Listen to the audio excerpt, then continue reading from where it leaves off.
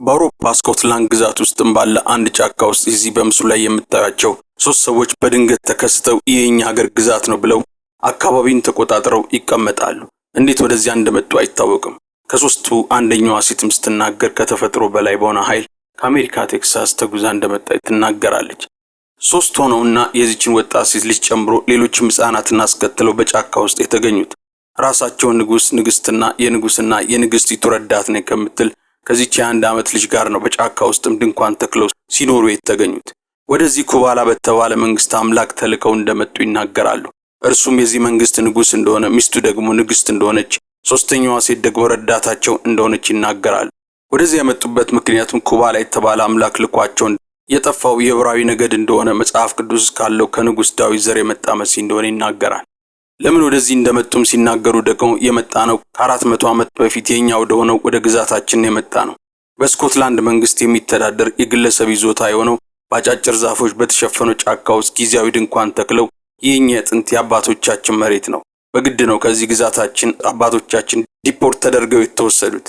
የሆነ ዘመን ላይ ይህ ምድራችን ለጃኮባይዞች እንደሚመለስ ትንቢት ተነግሮ ነበር።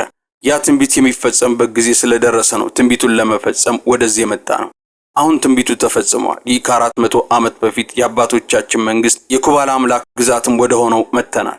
እዚህ የተገኘ ነው በዚህ ምክንያት ነው ብለው ራሳቸውን ንጉስና ንግስት አድርገው ያስተዋወቁ ባልና ሚስቱ ተቀባብለው ይመልሳሉ። ይህንን ያልተለመደ ክስተት በግዛታቸው ላይ ሲሆን ያዩ የይዞታው ባለቤቶች ለአካባቢው የድንበር አስተዳደርና ለፖሊስ ጉዳዩን ያስተዋውቃሉ። ይህንን የሰሙ የድንበር አስተዳዳሪው የመንግስት አካላት ፖሊስና ጋዜጠኛ አስከትለው በስፍራው ደርሰው እነማን እንደሆኑ ሲጠይቋቸው በኩራት ያለ ፍርሃት እንደ ባለስልጣንና የግዛቱ ባለቤት እንደሆኑ በሚመስሉ ሁኔታ እንዲህ ያሉ ይመልሳሉ።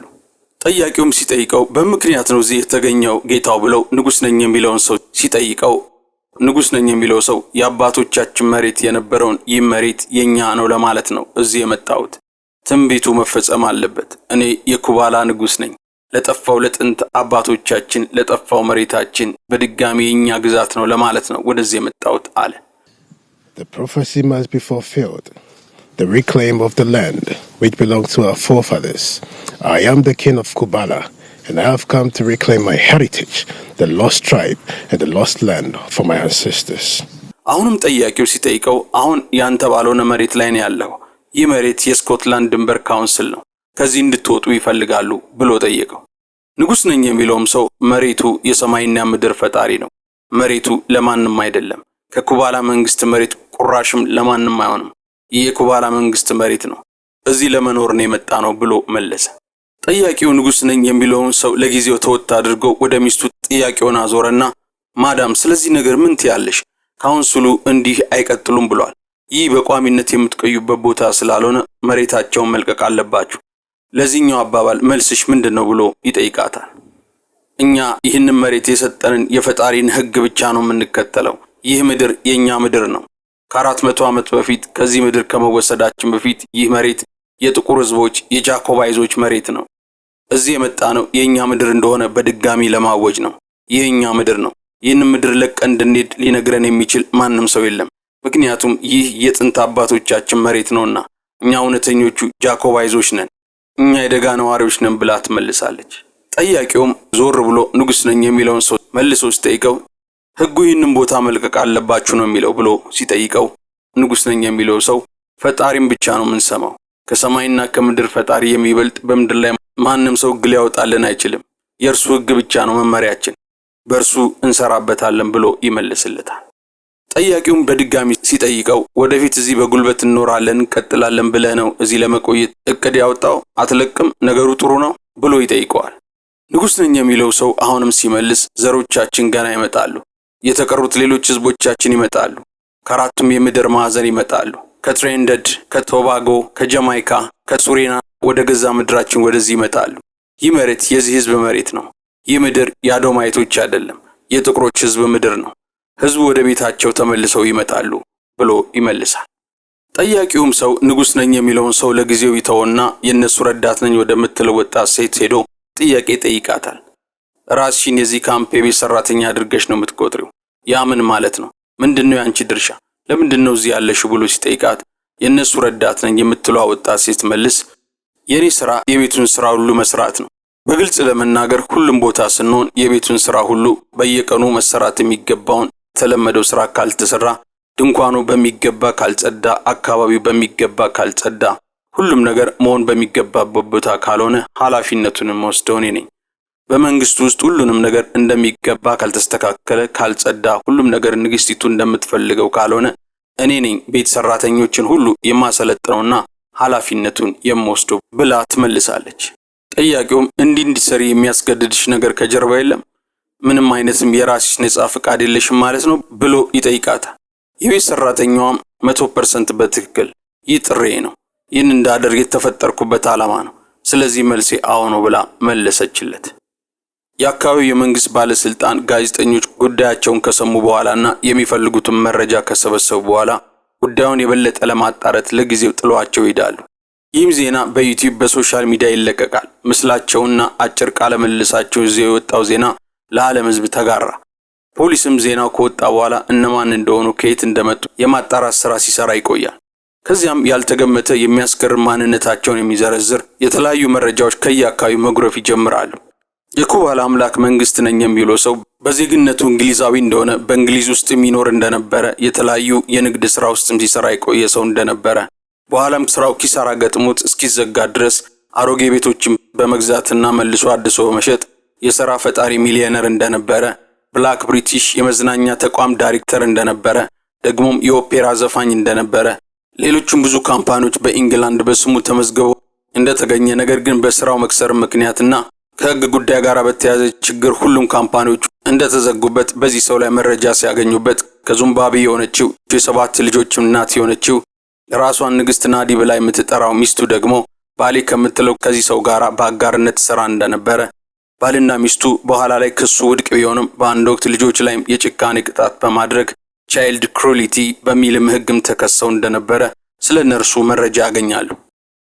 ሶስተኛዋ የነሱ ረዳት ሰራተኛ ነኝ የምትለው ወጣት ሴት ደግሞ ከአሜሪካ ቴክሳስ እንደመጣች፣ ስሟም ኮራ ቴይለር ተብሎ እንደሚጠራ፣ ከቤተሰቧ 1 ዓመት ያልሞላትን ሴት ልጇን ይዛ ጠፍታ እንደመጣች፣ ምስሏን በሶሻል ሚዲያ ተለቆ ያየች ወላጅ እናቷ ልጇ እንደሆነች ከዓመት በፊት ከነ ልጇ በድንገት እንደጠፋችባት ትናገራለች። ከየአቅጣጫው ይህን መረጃ ያገኙ ጋዜጠኞች ተመልሰው መጥተው ማን እንደሆኑ፣ ስለ ማንነታቸው እንደደረሱባቸው፣ ስለ እነርሱ ብዙ መረጃ እንዳገኙ፣ ከንጉስ ዳዊት ዘር የመጣው መሲህ ነኝ የሚለው ውሸት እንደሆነ፣ የኩባላ መንግስት ንጉስ ነኝ የሚለው ሰው የንግድ ሰውና የተለያዩ ስራዎችን ሲሰራ እንደነበረ ያገኙትን መረጃ በማጣቀስ ይጠይቁታል። ማንነትህ እንዲሆኑ ሳለ እዚህ የስኮትላንድ የሰው ግዛት በሆነ መሬት ላይም ተገኝተ ራስን እንዴት ነው የኩባላ መንግስት ንጉስ ነኝ የምትለው ብለ ሲጠይቁት፣ ስለኔ ያገኛችሁት መረጃ ትክክል ነው፣ እንደዚያ ነበርኩ፣ የተለያዩ ስራዎችን ሰራ ነበር፣ እነግድ ነበር፣ ትክክል ነው። ነገር ግን ትንቢቱ እስኪፈጸም ድረስ ላልፍበት የሚገባ የህይወቴ ጎዳና ነበረ። እናንተ ያወራችሁ ያላችሁ ስለዚያ ነው። አሁን ግን ትንቢቱ ተፈጽሟል። ንጉስ ለመሆን ወደዚህ ግዛት መጥቻለሁ ይላል። ከነርሱ ጋር ረዳት በመሆን ነው የማገለግለው የምትለው ሴት ዜና ከወጣ በኋላ ደግሞ በሶሻል ሚዲያ ላይ ያየቻት እናቷ ስለ ልጇ በሰጠችው መረጃ ላይ ተንተርሰው ለወጣቷ ጥያቄ ያቀርቡላታል። ምስሏን ከነዚህ ትልልቅ ሰዎች ጋር ያየች እናትና በዓለም ላይ ያሉ ተመልካቾች እነዚህ ሰዎች የልጅቷን ለጋነት ተጠቅመው ያላግባብ እየተጠቀሙባት ነው፣ ወይም በህገ ወጥ የሰዎች ዝውውር አምጥተዋት እየተጠቀሙባት ነው። ንጉስ ነኝ ለሚለው ሰው ከሚስቱ ቀጥሎ እንደ ቅምጥ ውሽማ እየተጠቀሙባት እንደሆነ ሐሳባቸውን አጋርተው ነበር። ይህ እውነት እንደሆነ ለማጣራት ራሷን ወጣቷን ይጠይቋታል። ወጣቷም ስትመልስ እዚህ ያለሁት በጥሪ ምክንያት ነው። ስራዬ እነሱን ማገልገል ነው። የቤተ መንግስቱን የውስጥ ስራ የምሰራው እኔ ነኝ። በቤተ መንግስት ውስጥ የሚሰሩትን የቤት ሰራተኞች መቆጣጠር፣ ማስተዳደር የኔ ስራ ነው። እዚህ የተገኘሁት በነጻ ፈቃዴ ነው። ማንም አስገድዶኝ አይደለም። በግዴታ ወይም በህገወጥ ዝውውር መጥቼ ቢሆን እንደምታየው ያለንበት ቦታ ጫካ ነው። ለማምለጥ በየትኛውም የጫካ አቅጣጫ ሮጬ ማምለጥ እችላለሁ። ማንም ሊዘኝ አይችልም።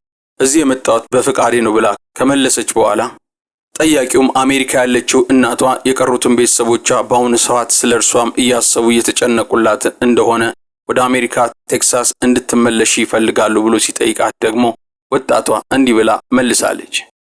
እኔ የሚያስብልኝ ቤተሰብም የማስብለትም የምጨነቅለትም ቤተሰብ የለኝም። የሚያስቡልኝ የማስብላቸው ቤተሰቦቼ እነዚህ ሰዎች ባለ ብዬ የምጠራው ንጉስና ንግስቲቱ ናቸው። ከነርሱ ውጭ የማውቀው ሌላ ቤተሰብ የለኝም። ወደዚህ ከመምጣቴ በፊት እኖር የነበረው ከባድና አስቸጋሪ ህይወት ነበረ። የኋላ ታሪኬና ኑሮዬ ከባድ መከራ ነበር። ይህ ነው የኔ ቤተሰብ፣ ሌላ ቤተሰብ የለኝም በማለት ትመልሳለች። እንዴት ከእነዚህ ሰዎች ጋር እንደተገናኘች ወደ እንግሊዝ ሀገርም እንዴት እንደመጣች ተጠይቃ ስትመልስ ደግሞ እነዚህን ሰዎች በመጀመሪያ ምስላቸውን ያየሁት በህልሜ ነው። የተገናኘውም በህልምና በራእይ ነው። ስለ እነዚህ ሰዎች ማን እንደሆኑ፣ ምን አይነት ራእይ እንዳላቸው፣ እቅዳቸው ምን እንደሆነ፣ የሚተዳደሩበት ስርዓት፣ የሚኖሩለት እሴቶችና መሪዎቻቸው ምን እንደሆነ በህልም ነው ያህዌ ስለ እነርሱ የገለጠልኝና ከእነርሱ ጋር የተዋወቁት።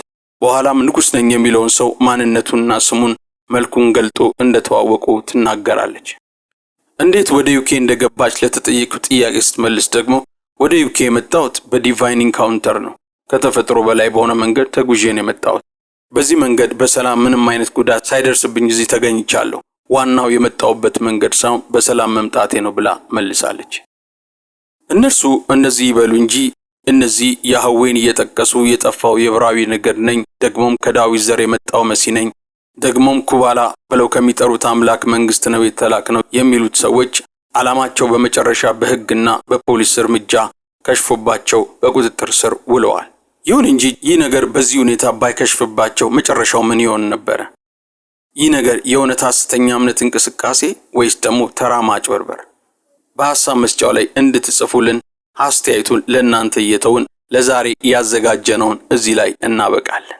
ዝግጅታችንን ከወደዳችሁት ላይክ አድርጉልን። የቻናላችን ቤተሰቦች ካልሆናችሁ ደግሞ ሰብስክራይብ ሚለውን በመጫን የቻናላችን ቤተሰቦች እንድትሆኑ እንጋብዛችኋለን። ዘወትር እንደዚህ አይነቱን ዝግጅት የሚያዘጋጅላችሁ ትሪኒቲ ቲዩብ ነው። ኢየሱስ ክርስቶስ ጌታ ነው። እግዚአብሔር ይባርካችሁ።